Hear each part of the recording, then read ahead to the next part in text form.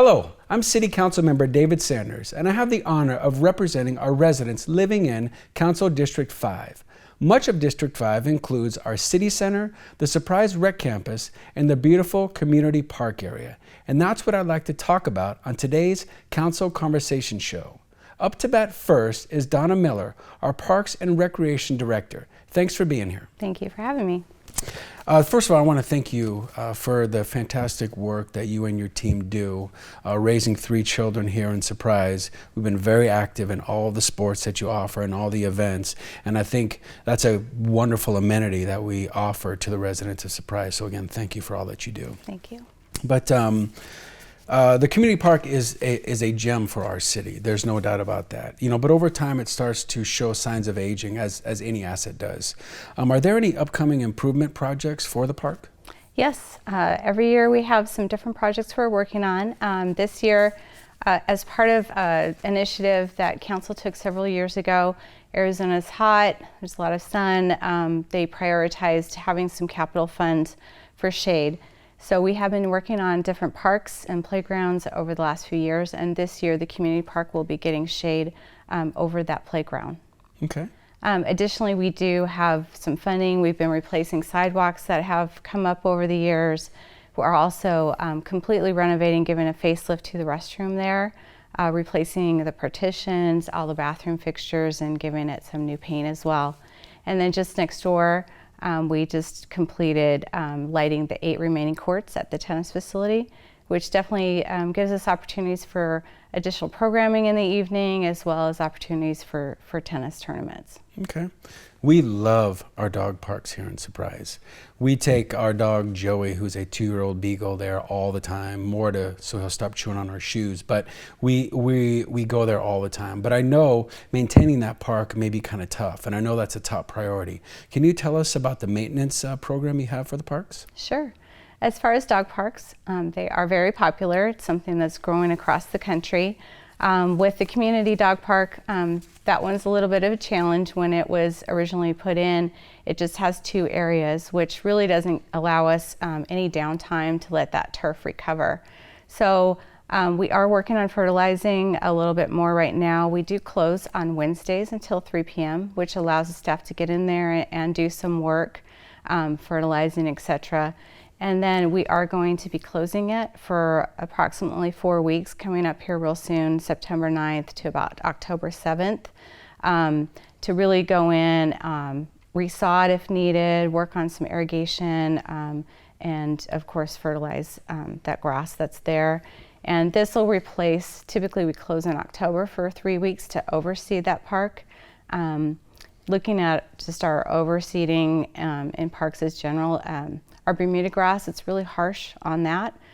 So we're really looking at giving those parks a break from overseeding in order to really get our summer grass looking really good. So we won't have to close the dog park in October. It'll be closed a little earlier to get it looking in tip-top shape. Good. Special events really bring the community together, and I'm a big advocate of just civic engagement. People really get involved, and with this cooler weather we have coming up, are there any special events we have planned? Yes, so Sunday in the Park, the Food Truck Festival is starting up again on September 15th and also October 20th. It's from 4 to 8 p.m. at Mark Coronado Park.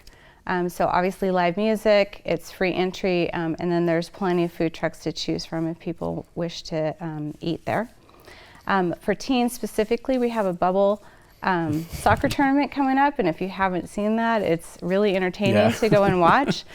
So that's coming up on Saturday, September 21st, 5 to 9 p.m. So we're hoping the teens out there come out and get involved. It's just $10 for residents to come out and play that night. We also have movie night coming up on Saturday, September 28th. Gates open at 6:30. The movie starts at 7 p.m. and it's Wonder Park, so that's completely free. There will be food and drink though for purchase if people wish to do that.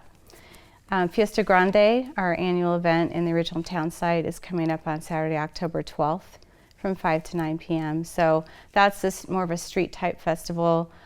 Food, authentic Mexican food, entertainment, car show, kids zone, so a really good time for our residents to be had there.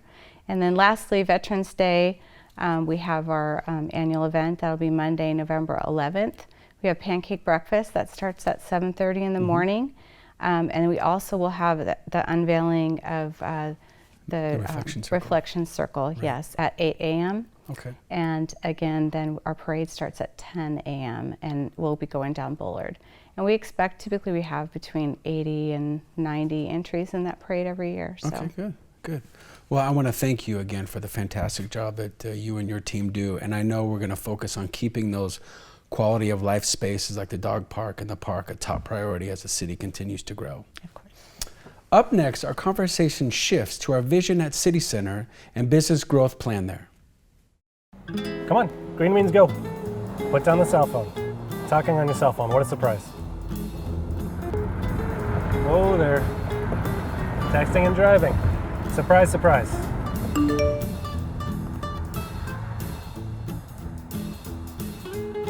Don't be surprised if you get pulled over for using your handheld devices while driving. Here in Surprise, it's the law to keep those devices in hands-free mode. Drive wise, Surprise. Welcome back. We're now joined by Mike Hoover, our Economic Development Manager, to review the new excitement at City Center. Mike, with the return of Ottawa University, there's a buzz in the air, would you say? Absolutely. More than a buzz. 800 students have been welcomed onto the campus. That's more than a 200% increase over 2 years ago. You know, you're with the Economic Development Department here for the City of Surprise. Can you describe some of your responsibilities? The responsibilities of the department are really come down to three things. Quality jobs, quality financial engagement, meaning a stronger City of Surprise financially, and then a quality of life increase. And so when we're looking at attraction, we're really trying to make sure that we're hitting at least one or two of those elements as we work with industry investment into the community. You know, I know, and I heard before, you had mentioned there are 4 development areas that we really focus on. Can we touch on how the City Center is related to, say, for example, like the Loop 303, the Industrial Park, and the Techcelerator? Absolutely. So when we're working with groups that we're trying to recruit to the City of Surprise from an attraction perspective, one of the things that we can't assume is that they know Surprise already. So one of the things that we really look at is how we actually demonstrate and communicate the value proposition of the City of Surprise. So when we're doing that, a lot of the collateral, a lot of the conversation, a lot of the value propositions center around those 4 areas, whether it be the Loop 303, which I think is about to really take off with the fantastic growth that we're seeing in the community right now. City Center. The city has invested over $250 million over the last 15 years on this 200-acre campus. It really is the jewel of the Southwest. Our Surprise Industrial Park, that's a 2-square-mile industrial park that is now seeing companies choose that location for their North American headquarters. And something really special and unique about the City of Surprise is when we moved into the new City Hall, we looked at our old City Hall and said, how can we turn this into an asset for the community for growth? And so that becoming a business incubator has really allowed for all of us to look at City Center as kind of the hub that connects to the 3 other areas of the community. You know, you described right there the hub and spoke system we have. Right. What kind of development or things do we have going on in the City Center right now? So with the City Center specifically, I think when you come here, and I'm really excited about a lot of our friends from the Midwest that are going to be visiting here in the spring, and they're just going to be shocked at the new buildings that are come online. So the Hilton Garden Inn just completed their facility. So that hotel is the 3rd hotel that we have in the City Center. Fantastic stuff. But something I'm really excited about when the community invested in connecting Bell Road to Civic Center with the Civic Center road expansion going north-south, that really opened up 5 new restaurants coming into City Center with our friends at In-N-Out, and then 4 or 5 other restaurants that have come online in the last 12 months.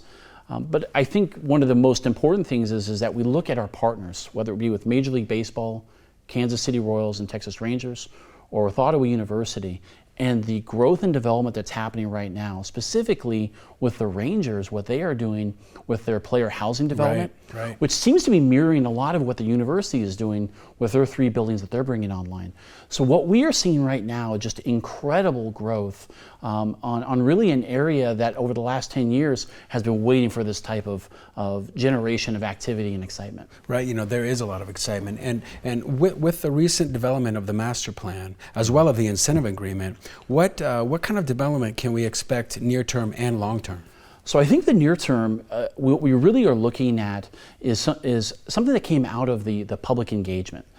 So in collaboration with a land ownership group, we actually had 10 to 12 public outreach meetings, which was a direct conversation with over 1,000 Surprise residents and business leaders in the community. And one of the things that we heard is that there's a lot of great activity occurring, but we need that gathering place. We need that place of focus. Yep. And so really, we're looking at Bullard, from Bell Road down into Civic Center, really being that area of focus, turning that into what I've called like a Main Street model. And really from an attraction perspective, what we're looking at is as an entertainment anchor. We believe an entertainment anchor would do significant things for the community that already have, you listened to what Donna talked about earlier, Donna Miller, with the incredible things that the community is doing as gathering. But what is that entertainment piece that we can partner with the private sector on? And I think an entertainment anchor coming into this community would really add kind of that last key foundation to really have cities take off. Yeah, I agree. As far as the long term, I think that it comes back into our partnerships again, specifically the education. We all are going to be supporting Ottawa University growing, but really our job in economic development is to make sure that we're looking at the educational investments that are occurring, whether they be in the school district, whether Ottawa University, or the fantastic new 19-acre campus that Westmec just turned on that's just a mile from the Ottawa campus. Having that type of educational heft, having that strength of workforce ready people allows for us to recruit and to communicate to industry. Specifically where we want to communicate is in office development, to come into City Center. So really what we're looking at is taking our partnerships and being able to promote our partnerships to create new partnerships with private industry so we have more jobs closer to home. We have more opportunities for our residents to work closer to home, but then it also starts to create the opportunity for additional housing as well in the City Center. Really what we want to be able to do is leverage all these relationships, leverage the investment the community's made to have this well-rounded community that we're also excited to be a part of. Thank you so much. Just really exciting stuff going on in Surprise right now. I hope today's show provided you with some updates that highlight where our city is headed. As always, I invite you to reach out to me with any questions that you may have. All of my contact information is available on my website. While online, you can also subscribe to my monthly newsletter or learn more information about my monthly meetings that I host throughout the district. Thanks for watching.